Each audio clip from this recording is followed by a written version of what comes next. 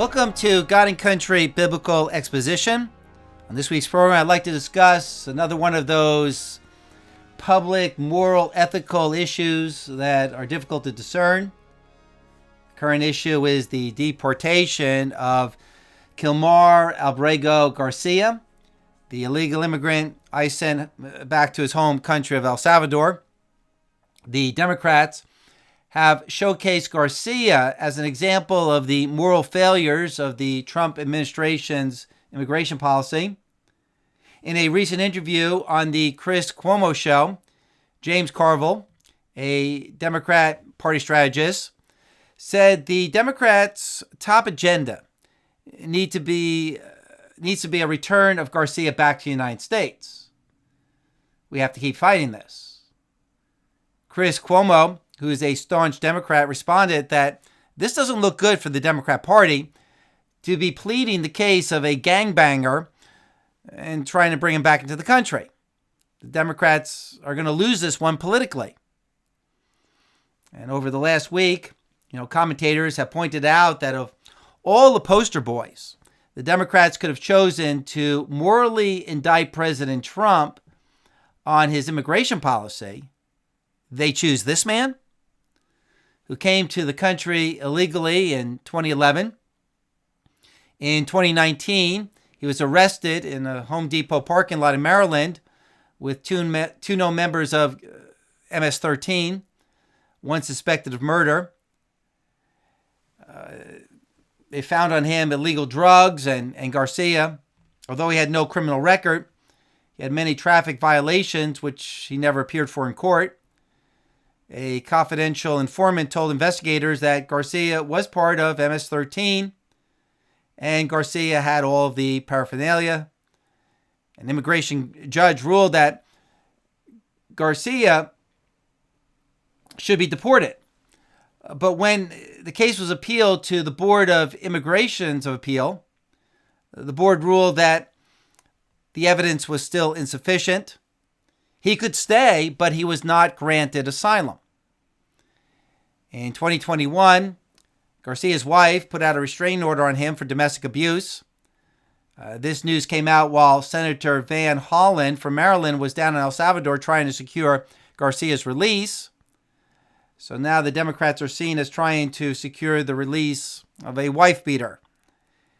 In 2022, the Tennessee Highway Patrol pulled Garcia over for possible illegal transporting of 8 illegal immigrants from Houston to Maryland, human trafficking.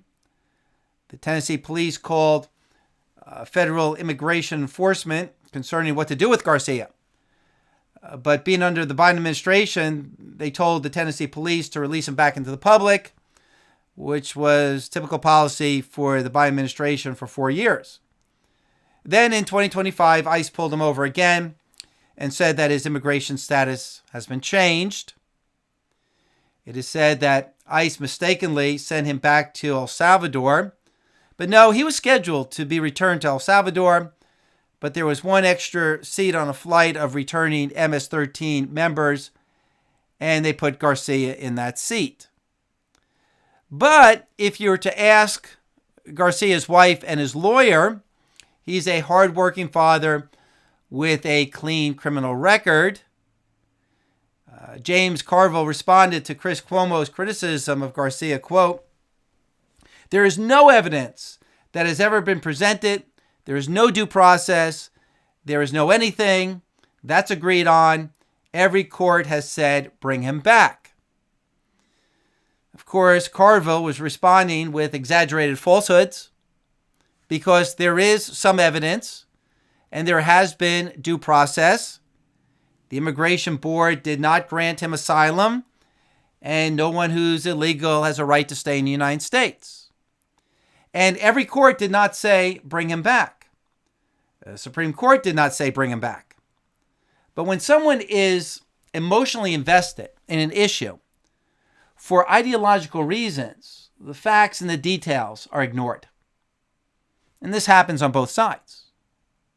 Now, the case presented by Garcia's lawyer is this. When Garcia was a boy in El Salvador, his father was a former police officer, and his mother sold tortilla dishes. The entire family, including his parents, 2 sisters, and an older brother, ran the business out of their home. Abrego Garcia's job was to buy ingredients from the grocery store and to make deliveries with his brother.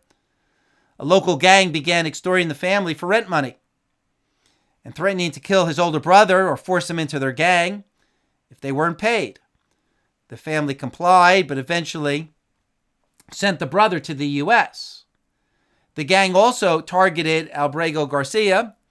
When he was 12, the gang threatened to take him away until his father paid them all of the money they wanted. The family moved 10 minutes away, but the gang threatened to rape and kill Abrego Garcia's sister. The family shut down the business and moved again, and eventually sent Abrego Garcia to the United States at age 16. The family never went to the authorities in El Salvador because of the rampant police corruption. The gang continued to harass the family after they moved to Guatemala, which borders El Salvador. And Abrego Garcia fled to the United States illegally around 2011. According to the documents filed in his immigration case, he joined his brother, who is now a U.S. citizen in Maryland, and found work in construction. About 5 years later, Garcia met Jennifer Vasquez Sura, a U.S. citizen. In 2018, after she learned she was pregnant, he moved in with her and her 2 children. They lived in Prince George's County, just outside of Washington. In 2019, Garcia went to a Home Depot looking for work when he was arrested by county police. Detectives asked if he was a gang member, and he explained he wasn't. He was detained by Immigration and Customs Enforcement. Garcia later told an immigration judge that he wanted to seek asylum and asked to be released. ICE, however, alleged that he was a certified gang member based on information that came from a confidential informant used by the county police. In October 2019, an immigration judge denied Garcia's asylum request, but granted him protection from being deported back to El Salvador because of well-founded fears of gang persecution. So according to his case, he was released and ICE did not appeal. Garcia has checked in with ICE yearly while the Department of Homeland Security issued him a worker's permit. Garcia joined a union and was fully employed as a sheet metal apprentice. He and Vasquez Sura were raising 3 children, including their 5-year-old son who has autism, is deaf in 1 ear and unable to verbally communicate. According to the complaint filed against the Trump administration, they're also raising a 9-year-old with autism and a 10-year-old with epilepsy. So now, after hearing this side of the story, that changes everything. And we become sympathetic for Garcia and his plight. 3 Proverbs come to mind. Proverbs chapter 18, verse 17. The first to plead his case seems right until another comes and examines him. Proverbs chapter 18, verse 13. He who gives an answer before he hears it, it's folly and a shame to him. And Proverbs chapter 25, verse 8. Do not go out hastily to argue your case. Otherwise, what will you do in the end when your neighbor humiliates you? Because you find out that you're wrong. Pundits and the media always argue their case before they hear all the facts because they have to pump out programs every day. My advice is to always be skeptical of what you hear in the media, regardless of the source. Now, in regard to the story given in Garcia's defense, remember that people lie. This is exactly what someone who is an M13 member or someone who is loosely affiliated with MS-13 would say in order to stay in the country. Just watch some of these crime documentaries or Dateline. People who do evil present themselves as the epitome of virtue. Last week, the DHS, after exposing more of Garcia's record, posted on X, Garcia has a history of violence, and he's not the upstanding Maryland man the media has portrayed him out to be. And understand that when illegal immigrants want to stay in the country, immigration lawyers tell them that in order to qualify for asylum, they have to fear for their lives because of some corruption in their home country. So anyone who's involved in this business at all will tell you these immigrants will fabricate all sorts of persecution stories to win their case. So how's the judge to decide? By who sounds more sincere? Many of these illegal immigrants are lying, exaggerating their persecutions, when actually they just came to the United States for the money. Besides, all of their friends were going to America. The problem is that so many people listening to these stories are naive. They don't believe in evil within themselves, and they don't believe in the evil within others, so they have a very Pollyannish view of the world. And therefore, they develop sympathy for evildoers. Again, because they don't really believe in sin and the due penalty that sin deserves. You know, they're a lot like Cain in Genesis chapter 4. He murders his brother and says, my penalty is too great for me to bear. It's a way of saying in the Hebrew, I don't deserve this punishment, and the punishment is unfair. And I'm sure all of Cain's progeny agreed with their patriarch Cain. It must have all been Abel's fault. And the unsaved, the ungodly in this world, have maintained the same position ever since the days of Cain, excusing their guilt and being opposed to punishment. A key verse concerning this attitude is Psalm chapter 50, verse 17. God says to the wicked, for you hate discipline, and you cast all of my words behind you. When you see a thief, you're pleased with him, and you associate with adulterers. See, they hate discipline, punishment. And they have a bias against law enforcement due to their denial of sin and their despising of discipline. Whereas the righteous in the world would say, as in Psalm 141:5, let the righteous smite me in kindness and reprove me. It's oil upon my head. Do not let my head refuse it. Or Zacchaeus, who said, if I have stolen anything, I'll pay it back 4 times. Or Paul, who said, if I have done anything worthy of death, I do not refuse to die. And Job continually said in Job 31, if I've done anything wrong, let me be punished. But my point is this.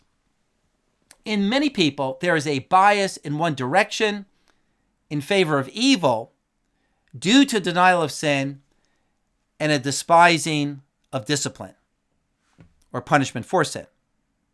And what's really going on here in the Garcia case, regardless of the facts, is that sides are being drawn based upon people's prior worldviews. That is, whether one is in favor or not in favor of illegal immigration, and then all of the facts are interpreted accordingly. This is really not about Mr. Garcia himself. This is about whether illegal immigrants should be allowed to stay. Garcia is just being used as a test case. If Garcia can't be deported, neither can anyone else. Now, before I discuss the deeper issue behind this case, let me just give you my take on the case, because that's what many listeners probably want to know. First, we will probably never know the true story as to whether Garcia is lying or telling the truth. It's just all hearsay.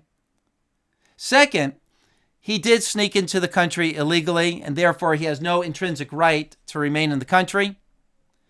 The Democrats who support illegal immigration are making it seem as if only illegal immigrants who have been charged with a crime can be deported. But that's not true. All illegal immigrants can be deported, and it's not wrong to start with those who have been convicted of crimes, and even with those who are suspected of a crime. Either way, they're illegal, and they don't belong into the country. Third, Garcia has had his due process. In 2019, he made his case, and the Immigration Board denied his asylum request. He was only allowed to stay in America temporarily. And fourth, the administration is sending him to his home country of El Salvador. And the current president of El Salvador has eradicated all gangs from that nation.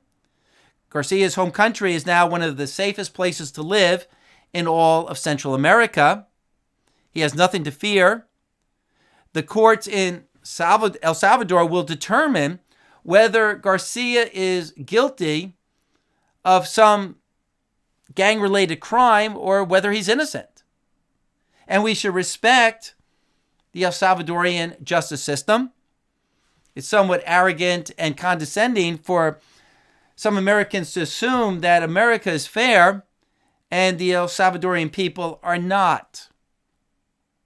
Garcia will be just fine. And we should expect that his family can join him in El Salvador. Yes, there may be mistakes and complications in deporting illegal immigrants, but that's just what happens when you come into the country illegally. But let's get back to the main point. The bias for or against illegal immigration determines whether one sees Garcia as a saint or as a criminal. And we saw the same thing with George Floyd. We're seeing the same thing in the murder of Metcalf. People make up conclusions about stories based upon their previous political ideologies. Now, the big news last week was that the senator from Maryland, Van Hollen, flew to El Salvador to meet with Garcia to check on his well-being. Carolyn Levitt held a press conference explaining why Garcia was deported, and then Levitt had Rachel Morin share her story. She is the mother of a girl murdered in Maryland by an illegal immigrant. And this was Van Hollen's district. And after describing the horrific nature of her daughter's death, she made the point that Senator Van Hollen never reached out to her.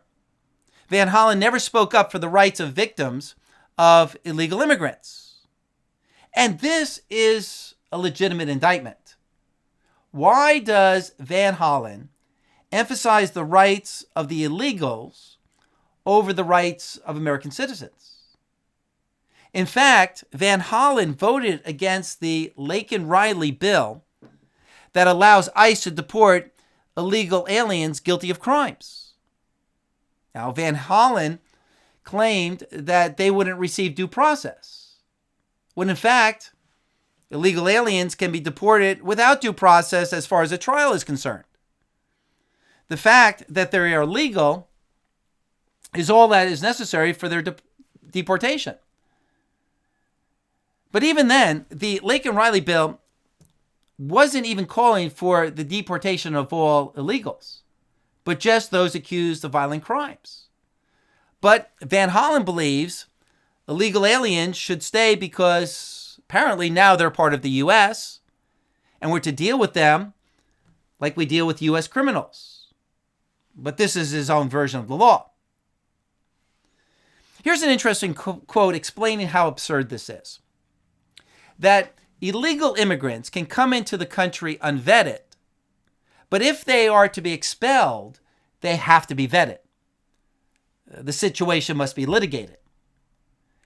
And that double standard completely undermines the U.S. having any borders at all. But that's what the left wants.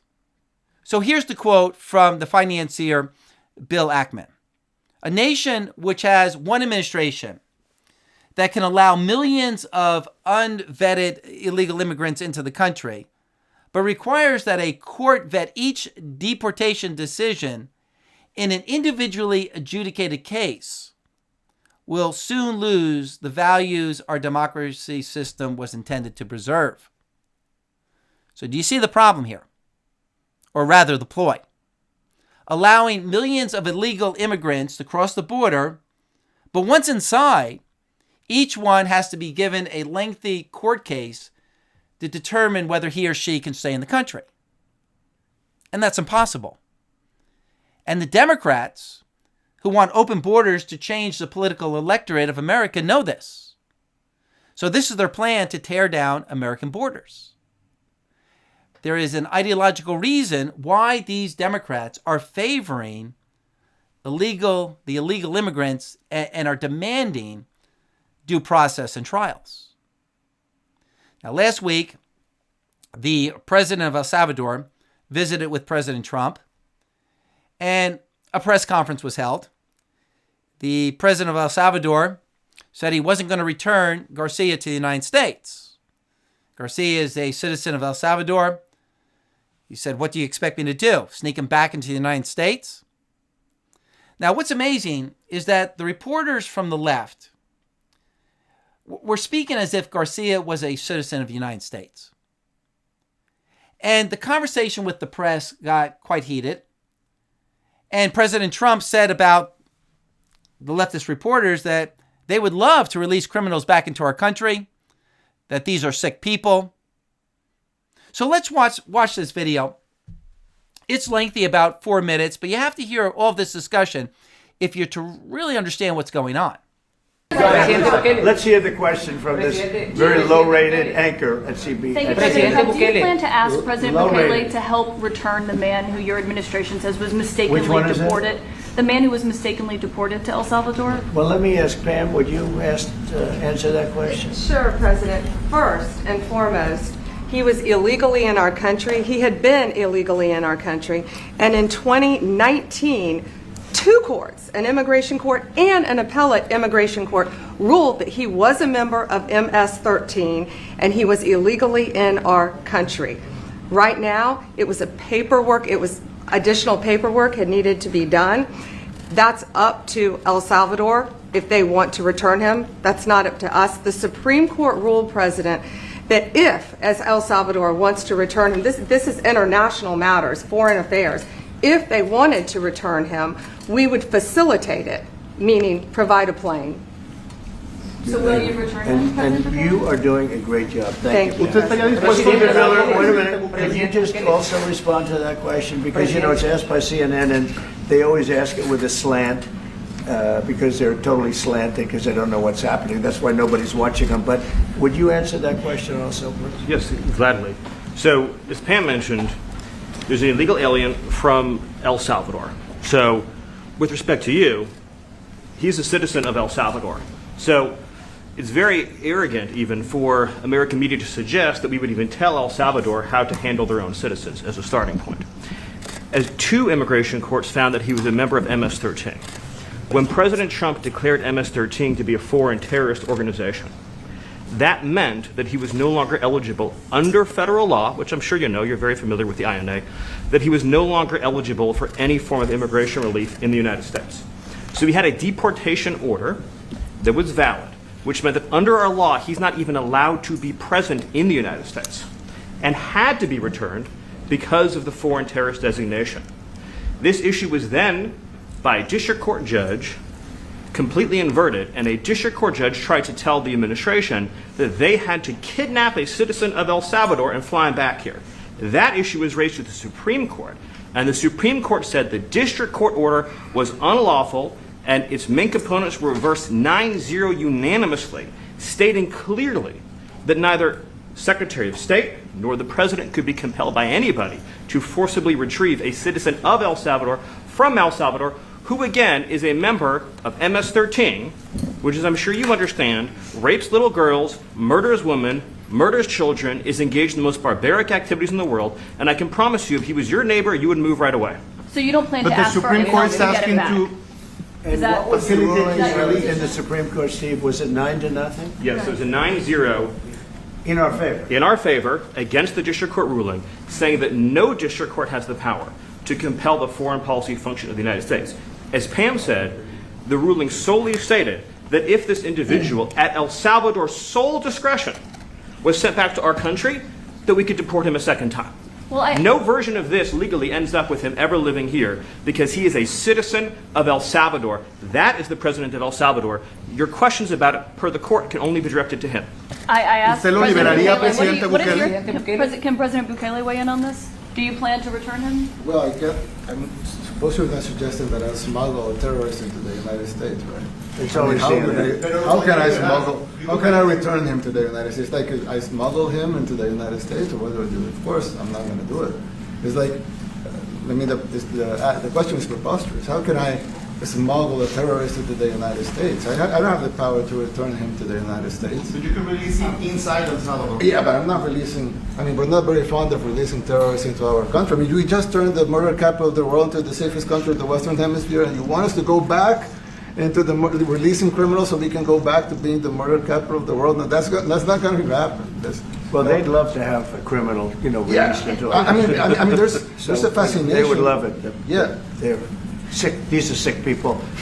Marco, do you have something to say about that? Yeah, Stephen outlined it. I don't understand what the confusion is. This individual is a citizen of El Salvador. He was illegally in the United States and was returned to his country. That's where you deport people, back to their country of origin. Except for Venezuela, that wasn't refusing to take people back, or places like that. I can tell you this, Mr. President. No, the foreign policy of the United States is conducted by the President of the United States, not by a court. And no court in the United States has a right to conduct the foreign policy of the United States. It's that simple. End of story. And that's what the Supreme Court held, by the way, to Marco's point. The Supreme Court said exactly what Marco said, that no court has the authority to compel the foreign policy function of the United States. We won a case 9-0, and people like CNN are portraying it as a loss, as usual, because they want foreign terrorists in the country who kidnap women and children. But President Trump, his policy is foreign terrorists that are here illegally get expelled from the country, which, by the way, is a 90-10 issue. Well, Mr. President, you said that if the Supreme Court said someone needed to be returned, that you would abide by that. You said that on Air Force One just a few days ago. And they said that it must be facilitated. Why don't you just say, isn't it wonderful that we're keeping criminals out of our country? Why can't you just say that? Why do you go over and over? And that's why nobody watches you anymore. You have no credibility. Please, go ahead. Trump said to a reporter, why don't you just say, isn't it wonderful that you're keeping criminals out of the country? And for me, that statement sums up the real issue here. Why is the emphasis on the part of the Democrats, the defense of the criminals, the illegals? Why aren't they just so happy that these criminals are being deported? Instead, they're trying to discredit the Trump administration at every turn. Now, sure, we're all concerned about human rights, and we're concerned that the innocent aren't falsely accused, but Republicans are and have taken this into consideration. What the Democrats are complaining about is far beyond this. They are emphasizing the protection of the lawless because of their open borders, globalism, lawlessness ideology. Now, in closing, there are many scriptures that address this class of people who justify the wicked, who favor the wicked, who support lawlessness because it's in their lawless nature to do so. They have a camaraderie with lawlessness. Proverbs chapter 17, verse 15. He who justifies the wicked and he who condemns the righteous, both of them alike are an abomination to the Lord. And Proverbs 24:24.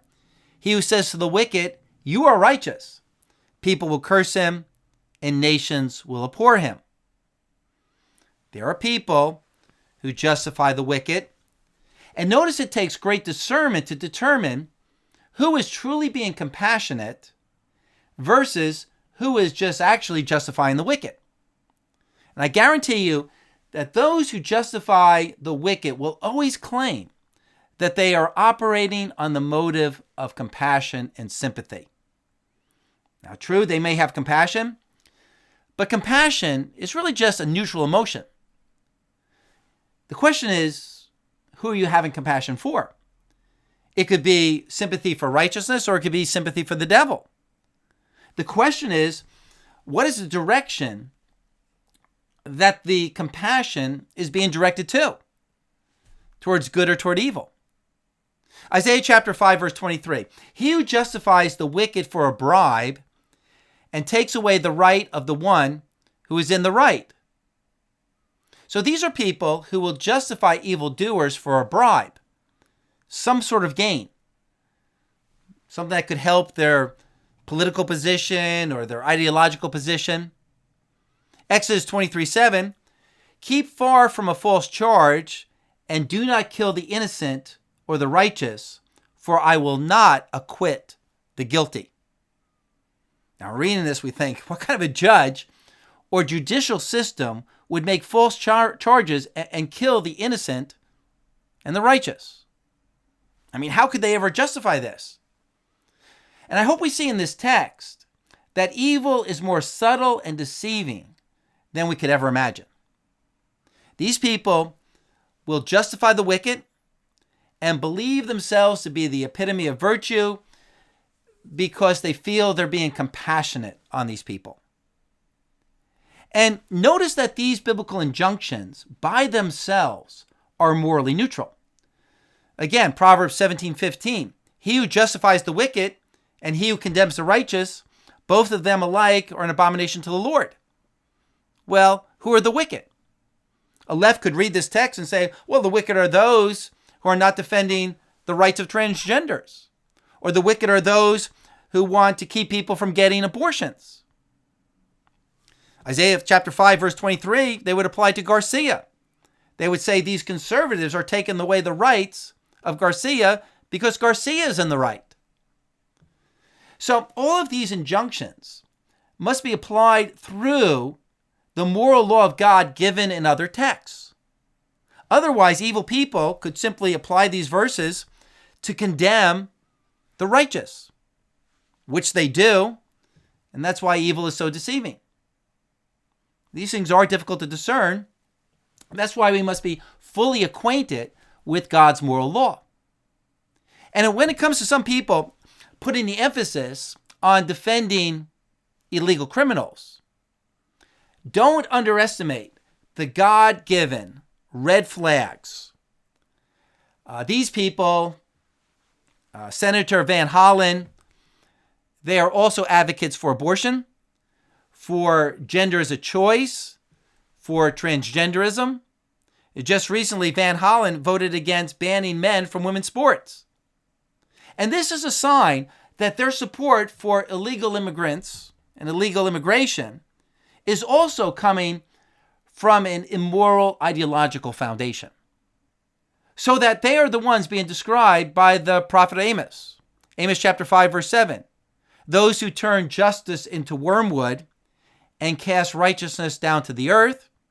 Amos chapter 5, verse 12. Those who distress the righteous and accept bribes. And Amos chapter 6, verse 12. Those who turn justice into poison and the fruit of righteousness into wormwood.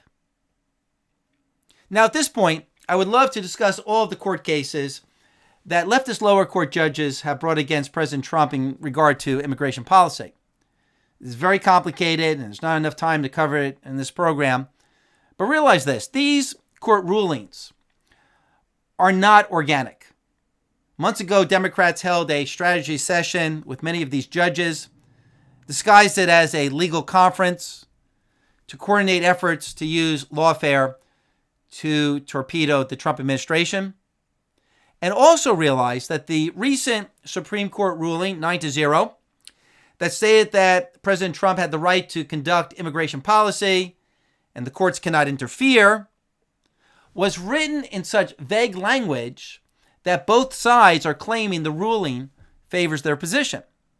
CNN is reporting that the Supreme Court ruled Trump has to bring Garcia back to the United States. Fox is reporting that the Supreme Court rules Trump doesn't have to bring Garcia to the United States. Now, actually, the ruling did favor the Trump administration, but the left is reading into it what they want to believe. And that gets back to my point that worldview determines who one considers guilty and who one considers innocent. On social media, Trump posted an Easter message. Quote, Melania and I would like to wish everyone a very happy Easter. Whether you're heading out to church or watching service from home, may this day be full of peace and joy for all who celebrate the resurrection of Jesus Christ. He is risen. But then Trump posted a very militant, controversial Easter message. Quote, Happy Easter to all. including the radical left lunatics who are fighting and scheming so hard to bring murderers, drug lords, dangerous prisoners, and mentally insane and well-known MS-13 gang members and wife beaters back into our country. Happy Easter also to the weak and ineffective judges and law enforcement officials who are allowing this sinister attack on our nation to continue, an attack so violent that it will never be forgotten. Sleepy Joe Biden purposefully allowed millions of criminals to enter our country, totally unvetted and unchecked, through an open border policy that will go down in history as the single most calamitous act ever perpetrated upon America. He was by far our worst and most incompetent president, a man who had absolutely no idea what he was doing. But to him and to the person that ran and manipulated the auto pen and perhaps our real president, and to all the people who cheated in the 2020 presidential election in order to get this highly destructive moron elected, I wish you, with great love and sincerity and affection, a very happy Easter. Now, the natural reaction would be consider such comments below the dignity of the presidency, but then stop to consider the horrendous evil that's being perpetrated by these lawless, ungodly social leaders. Have we become so naive to sin and to what the wicked are actually doing that we cower from telling the truth? Yes, we must watch out lest there be false accusations.